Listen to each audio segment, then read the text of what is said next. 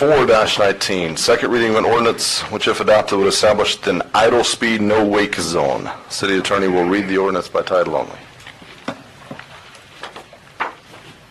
Ordinance number 4-19, an ordinance of the City Commission for the City of New Smyrna Beach, Florida, amending Chapter 90 of the City Code for the City of New Smyrna Beach, creating Section 90-155 idle speed no wake zone established within Indian River North, establishing a special idle speed no wake zone on a specified section of the Indian River North, providing for public hearing, providing for conflicting ordinances, providing for severability, providing for codification, and providing for an effective date.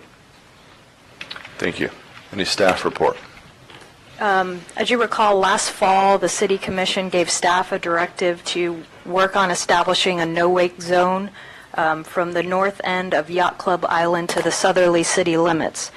We passed a resolution, 3518, on October 23rd that supported this endeavor. The next step in the process of trying to establish that no-wake zone is the adoption of this ordinance. This ordinance does not become effective until the third step is taken, which is an application to the Florida Fish and Wildlife Commission.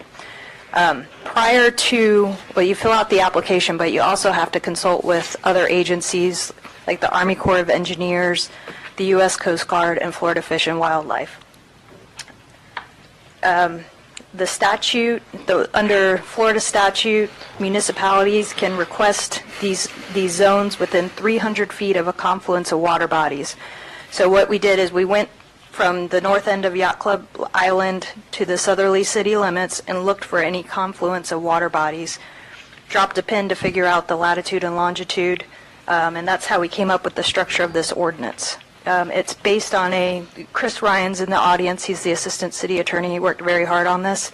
He found where Tarpon Springs had been successful in getting a no-wake zone established, so it's kind of modeled after their ordinance, and so that's where we're at. Thank you. I'll now open the public hearing. Any members of the public who wish to speak on this item? Please state your name and address. Buddy Davenport, 106 Grandview, New Smyrna Beach. Mayor, first of all, I'd like to say thank everyone for being involved in this. And Chris Ryan, you were unbelievable. Kerry, you've been great. Colin, you've been great. We've put a lot of time and energy. Our city manager, Pam, thank you at times. I see her out and I bring things up, but, anyway, I can't share enough how the effort has been put into making this happen. I've been a member of the Yacht Club several years, and my house is right there, and I've witnessed over the last few years it getting more dangerous and more dangerous and more dangerous. The kids' summer camp, when they're sailing, you got boats weaving in and out of them. We do sponsorships, send them to school down there, sailing schools. And I just kept watching and I asked people at the Yacht Club, I still couldn't understand. They said, well, we tried and it can't be done. So that's when I started researching, and I hired an intern from Tulane. I said, read me every statute, give me a Cliff Note version, and that's when we started bringing up the statutes and figured it out. I wrote Governor Scott. Finally, I said, Governor Scott, I can't get an answer from anybody which direction to go with this. And then immediately, Captain Klein, the head of FWC with our area here, had Frank Chris Ryan, Chris our attorney, Chris Ruo, so many names, give me a call and tell me the first step. And this is the first step. There's no guarantees after this ordinance hopefully is approved. There's no guarantees this will become a no-wake zone. I want to reemphasize that. There's no guarantees. They've made it loud and clear. They will do the next step. And working with Kerry, I put a call in today. I've been trying to get with them. They're waiting on this ordinance before they will do one thing. They're not going to get their legal department. They're not going to take any action until we do the next step. I personally would like to see it. We pass this tonight, hopefully, and then send it up to them in a month or so when it gets busier out there. The danger starts happening. They can witness this because they will come down and do their own survey. So that being said, I did want you to know there's no guarantees, and I want people in the audience to know this. Another thing I'd like to read, Kurt White couldn't be here tonight. Kurt and Marilyn White live at 1205 Commodore. Kurt just had surgery. Anyway, Read fast. I'm not going to read it because my literacy is not quite as good as yours, so I'm just kidding you. But I want to tell everybody thank you, and I read that from the bottom of my heart. There's been a lot of energy going here. One last thing, Mayor. I'm going. Utilities Commissioner, that's being brought up Monday night. It's already being handled, your request. I talked to our CEO. They're looking at your light over there, Commissioner McGurk, at the corner of South Atlantic and Flagler. That's all being handled. Thank you, buddy. Any other comments? Any other public comments? Yes, sir.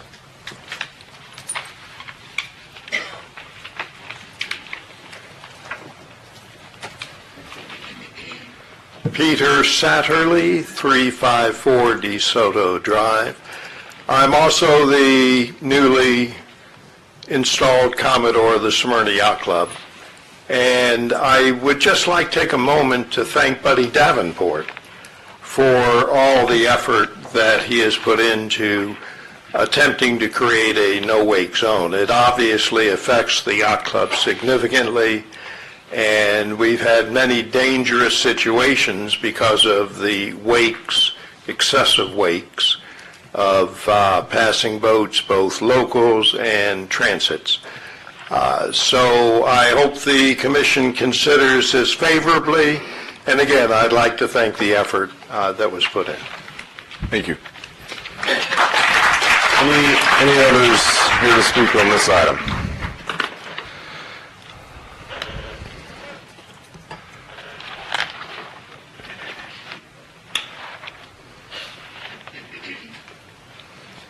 Hello, my name's Keith Abel, 1224 Commodore Drive. I don't live on the area of water that's affected, but I've grown up on this river. I just wanted to real quickly say that I see the need. As a fellow boater, I understand, the last thing I want to see is another slow zone. However, I've seen my neighbors, and the effects of these larger boats that have come about over the last 10, 20 years. They hit these seawalls with such force, and they're doing damage. And I feel like the boaters' rights, we should do what we can to slow them down when other people's property rights are being affected. I also help teach the children at the yacht club for their summer break, and in both kayaks and the precision sailboats. Also race these small boats that we host an event here, the cocktail boat class race boats. And these large waves make it very dangerous, especially when you've got 20 kids in kayaks for the first time. You think herding cats is difficult, but they're up against these barnacle-encrusted poles and big waves coming through. And I think as a safety issue, we ought to do all we can to try to push this through. And the other thing, when I was young, the boats were small. They had single engines. Now I'm seeing them out there. They're huge with 3, even 4 outboards. Some with 65-foot yachts up on a plane. It's totally different than what it was, 20, 30 years ago, in my opinion. Anyhow, I appreciate your time, and I hope we can make the right decision. Thank you. Any others wish to speak? Any others wish to speak on this item? Seeing none, close the public hearing. Any discussion from the commission? Question, Mr. Mayor. Sure. Thank you. Would staff happen to know if we establish a mooring field in that area? Thanks.